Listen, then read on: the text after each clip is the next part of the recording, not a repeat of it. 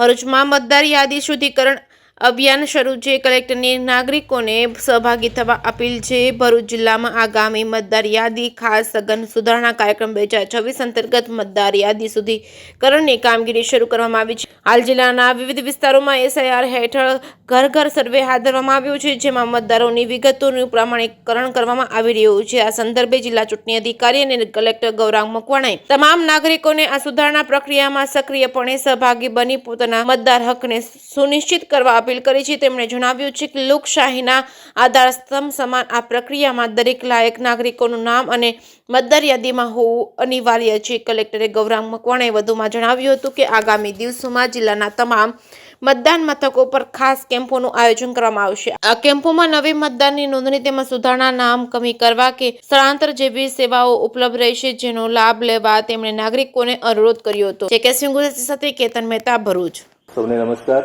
સમગ્ર રાજ્યમાં હાલમાં મતદાર યાદી સઘન સુધારણા કાર્યક્રમ ચાલી રહ્યો છે, જેના ભાગરૂપે ભરૂચ જિલ્લામાં પણ આ કાર્યક્રમ હાલ શરૂમાં છે।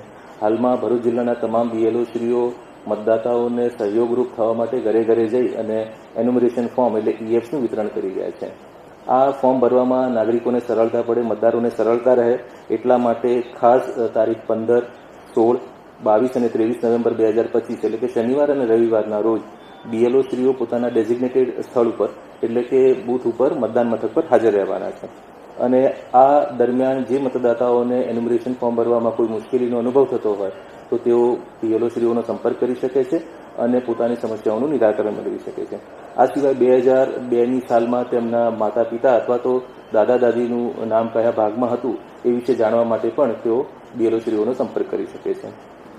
આપ સૌને અપીલ છે મારી કે આ સમયગાળા દરમિયાન આપ ચોક્કસથી આપના નજીકના બૂથ ઉપર જાઓ અને આપના બીએલઓશ્રીને સંપર્ક કરી અને આપનું એન્યુમરેશન ફોર્મ ભરી અને મતદાર યાદી શુદ્ધ કરવામાં એની પ્રક્રિયામાં મદદરૂપ થાવ। Thank you.